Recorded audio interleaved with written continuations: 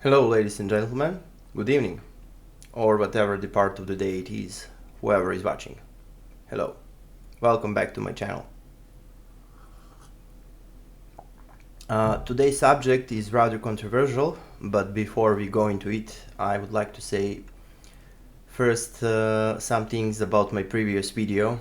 I got rebuked and I made a video about the Islam, but I actually got rebuked by my Christian friend, and I have to say publicly that she was right, and I have to say thanks to her because she pointed that I was doing a sin. And what I did, I was smoking, and I'd like to read some verses first from the Bible, and I hope that whoever is listening will learn something from this. And I will read the Romans 14, the verses 19 to 22. Let us therefore make every effort to do what leads to peace and to Let us therefore make every effort to do what leads to peace and to mutual edification. Do not destroy the work of God for the sake of food. All food is clean, but it's wrong for a person to eat anything that causes someone else to stumble. It is better not to eat meat or drink wine or to do anything else that will cause your brother or sister to fall.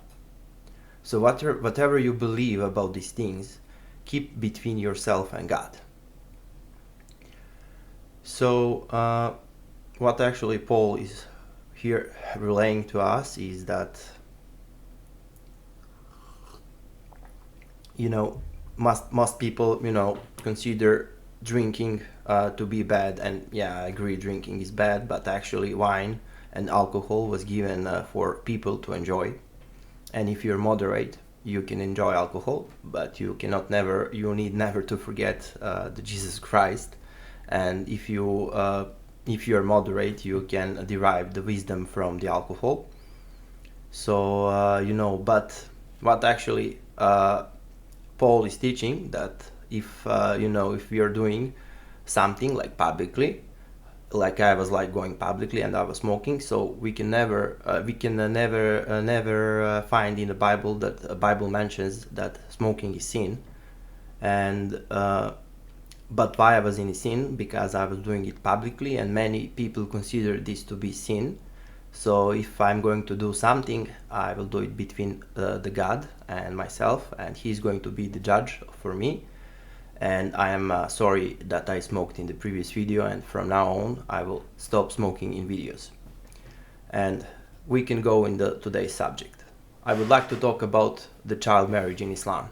Is it allowed or it's not allowed? If you stick until the end of this video, I'm sure that you will find out. I will start reading the Quran.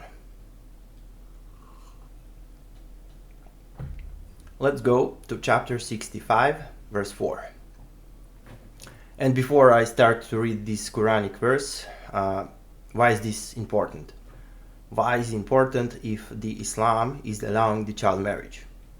Well, it's important because, Islam, like the Muslims teach, they say Islam is for the all people and all times. So that means that even today, people who are following Islam, they need to practice everything that Islam is telling that they need to practice. So if Islam is teaching that you can marry young girls, and this is proven to according to the Quran, that will mean that Quran is going against the standards of today.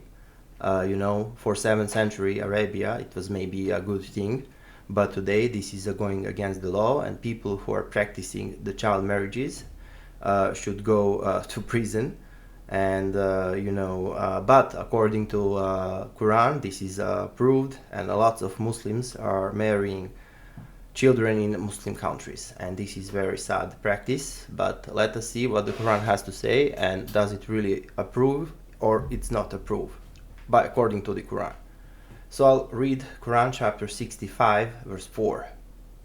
As for your women past the age of menstruation, in case you do not know, their waiting period is 3 months, and those who have not menstruated as well. As for those who are pregnant, their waiting period ends with the delivery. Excuse me. And whoever is mindful of Allah, He will make their matters easy for them. So what actually Quran here is talking about is the Ida, or the waiting period for those women who divorce their husbands and they need to wait the certain time period before they can get remarried, because they need to be sure that they are not pregnant with the child from the previous marriage. And Quran here is dividing women in three categories.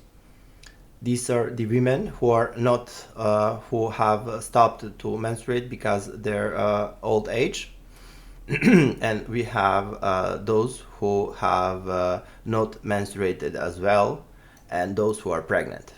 These are the three categories. And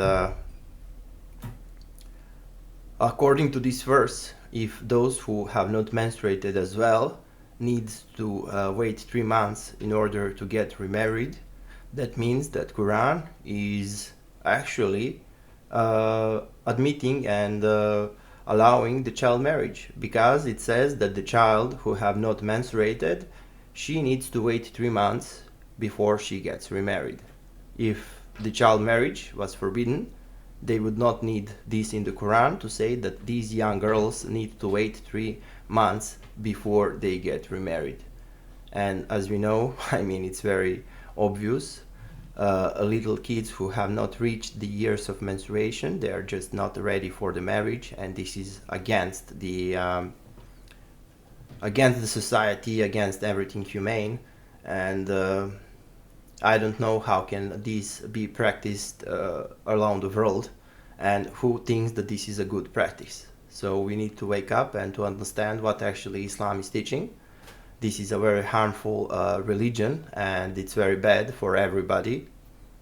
And in order to make sure that I'm not just interpreting this in my way, I will read the Quran. I will read the tafsir, so I will let the experts talk about this.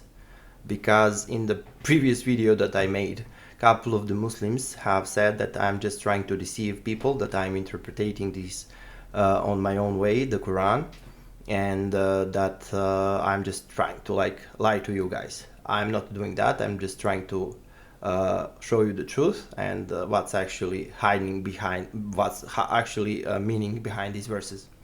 And as well, I'm so grateful for you guys. If some of the Muslims are watching this, please feel free to engage in comment section down below. Write whatever you want if you're disagreeing with me, but please just don't insult, and we'll be good. And I will go now to the tafsir, and I will let the experts say about this subject, and I will consult the greatest, one of the greatest experts of the Islam. His name is Ibn Kathir. And what he says: the Ida of those in menopause and those who have not menses. Allah the Exalted clarifies the waiting period of women in menopause, and that is the one whose menstruation has stopped due to her older age.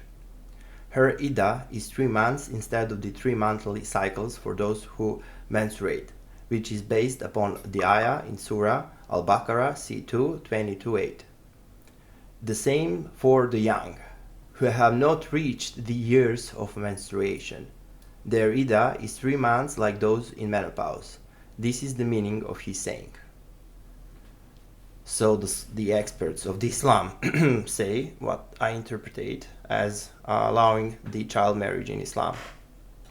So I don't know how you can get out of this. We have many scholars, dawagandists on YouTube, saying this is not allowed in Islam, but some people are saying it's allowed. But Quran is really clear on this, and I have even consulted one of the greatest scholars, and he totally agrees with what I say.